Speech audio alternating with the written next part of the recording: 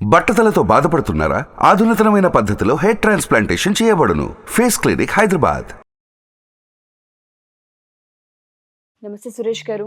నమస్కారం అండి ఉషా గారు. 2024 ఏప్రిల్ మాసానికి సంబంధించి రాశిఫలాలు చేస్తున్నాం కాబట్టి కన్యా రాశి వారికి అసలు ఏ విధంగా ఉండబోతుంది అంటారు? ప్రత్యేకించి వాళ్ళు ఏ విషయాల్లో ఖచ్చితంగా జాగ్రత్తలు తీసుకోవాల్సిన అవసరం ఉంటుంది అంటారు?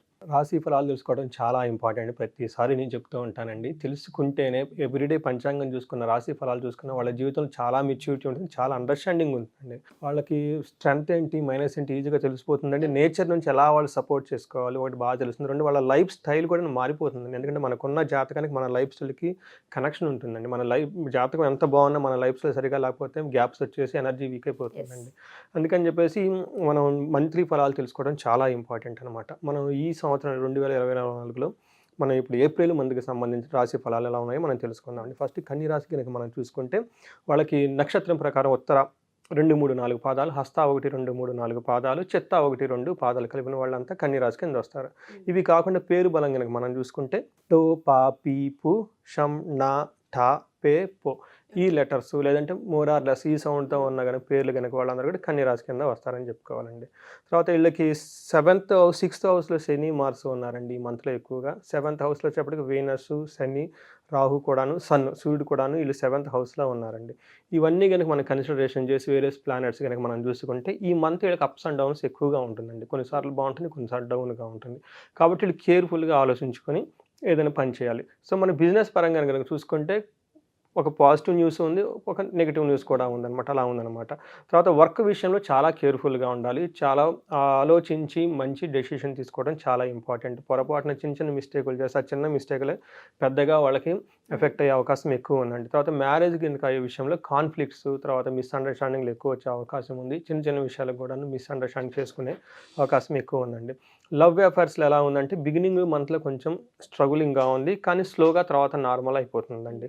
తర్వాత వర్క్ ఫోర్స్లో వర్క్ విషయంలో ఎంప్లాయీస్ చాలా డిసిప్లిన్డ్గా ఉండాలండి. చాలా ప్రతి విషయాన్ని స్క్రూటినైజ్ చేసేసుకొని వర్క్ చేయడం చాలా ఇంపార్టెంట్. ఎందుకంటే మీ వర్క్ రాంగ్ డైరెక్షన్లో వెళ్ళిపోయేసి రిజల్ట్ రాకుండా ఉండే అవకాశం ఎక్కువ ఉంది. అందుకని ఎంత వర్క్ చేసి రిజల్ట్ రాకుండా ఉంటే బాగుంటుంది. కానీ మొత్తం స్టార్ట్ చేసే ముందే పర్పస్ ఏంటి, ఎందుకు చేయాలి, ఏ టైంలో చేయాలని ఆలోచించుకొని ప్లానెడ్గా చేస్తే చాలా సక్సెస్ఫుల్గా ఉంటుందండి. హెల్త్ విషయం అంత అనుకూలంగా లేదండి. కేర్ఫుల్గా ఉండాల్సిన టైం అండి. వేరే విధంగా హెల్త్ డ్యామేజ్ అయ్యే అవకాశం కూడా వీళ్ళకి ఉందండి. బట్ ఓవరాల్గా మనం ఇండిపెండెంట్గా కనుక మనం చూస్తే కెరీర్ ఎలా ఉందో చూడండి. కెరీర్ మనం ఆల్రెడీ చెప్పుకున్నాం కాబట్టి మిక్స్డ్ రిజల్ట్స్, డిస్ప్యూట్స్ వచ్చే అవకాశం ఎక్కువ ఉంది. చాలా డిసిప్లైన్, అటెన్షన్తో వర్క్ చేయాల్సి ఉందండి.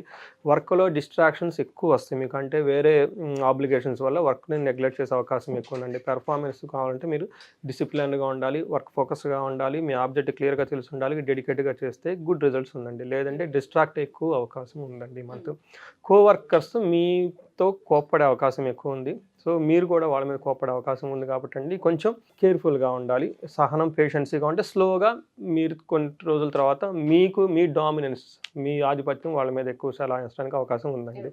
తర్వాత బిజినెస్ మ్యాన్లకి ఇంపార్టెంట్ డెసిషన్లు తీసుకునే ముందు చాలా తీసుకోవాలి. బట్ బెటర్ డెసిషన్ ఏమంటే ఈ మంత్ అలానే కంటిన్యూ చేస్తే బెటర్ అనమాట. కొత్త చేయకుండా ఉంటే కనుక బెటర్ అండి. తర్వాత హెల్త్ విషయంలో కానివ్వండి పీస్ ఆఫ్ మైండ్ కొంచెం డిస్టర్బ్ అయ్యే అవకాశం ఉంది. తర్వాత ప్రోగ్రెస్ స్లోగా లాస్ట్ వీక్లో నుంచి సెట్ అయిపోతుందండి. బిజినెస్ పీపుల్కి ఫస్ట్ 3 వీక్స్ చాలా కేర్ఫుల్గా ఉండాల్సిన టైం అని చెప్పాలి. ఫైనాన్స్ విషయంలో ప్రాఫిటబుల్గా ఉందండి. ఫైనాన్స్ విషయంలో బాగానే ఉంటుంది. బట్ లైఫ్ పార్ట్నర్ నుంచి, స్పౌస్ నుంచి కూడా కొంచెం ఎక్కువ రెవెన్యూ ఫ్లోట్ అయ్యే అవకాశం మీకు ఎక్కువ కనిపిస్తూ ఉందండి. తర్వాత డైలీ రొటీన్స్ కనుక వాళ్ళకి కావాల్సిన ఫైనాన్స్ వాళ్ళు మీట్ అవుతారు. డే టు డే సంబంధించిన ఫైనాన్షియల్ ప్రాబ్లం అయితే ఏమి ఉండదండి. తర్వాత మనీ సంబంధించిన విషయంలో కొంచెం వీక్గా ఉంది ఓవరాల్గా మనం చెప్పాలి. అన్ఎక్స్పెక్టెడ్గా వాళ్ళ ఖర్చులు ఎక్కువ అయ్యే అవకాశం ఉందండి.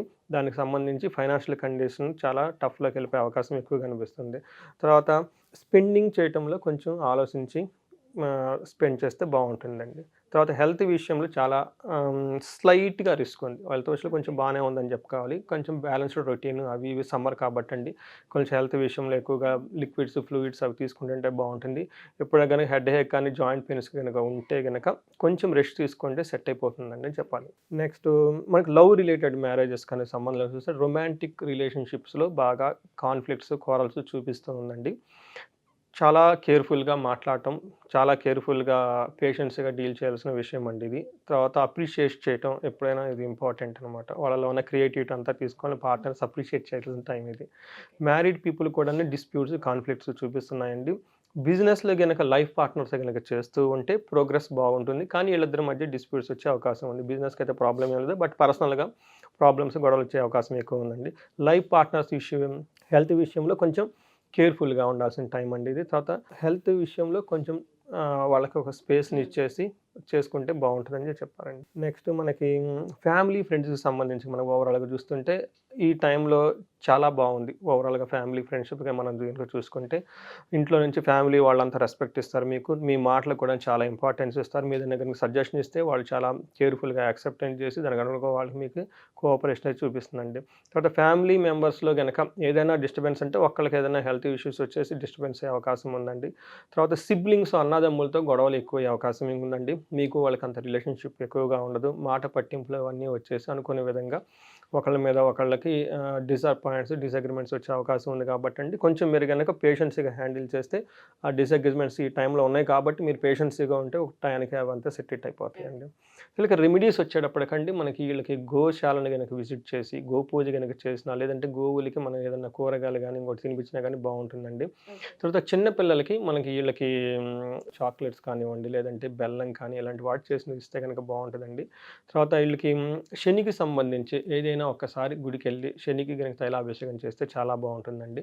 మన రొటీన్గా నేను కన్యరాశి వాళ్ళకి ఇచ్చేది బెస్ట్ ఆఫ్ బెస్ట్ రెమెడీ ఏమంటే ఇది భగవద్గీతలో కూడా చెప్పారండి, నేను చాలామందికి చేస్తాను.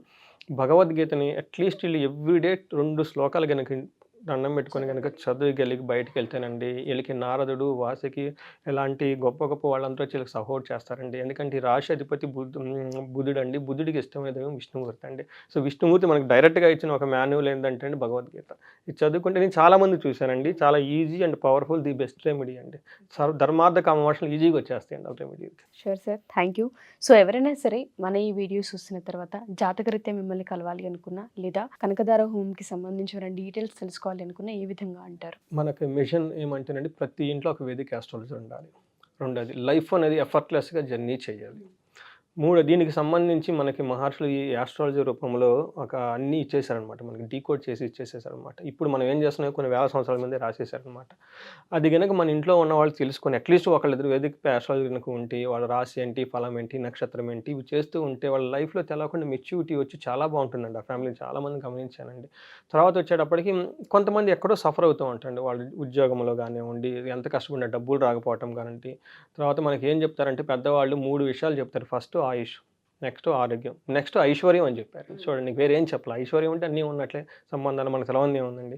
ఇవి రాకుండా ఎక్కడైనా కనుక స్ట్రక్ అయ్యి ఉంటే కనుక దానికి మనకి వేదాలలోను పురాణంలో ఇతిహాసాలు ఎన్నో పరిహారాలు మనకి చూపించారు.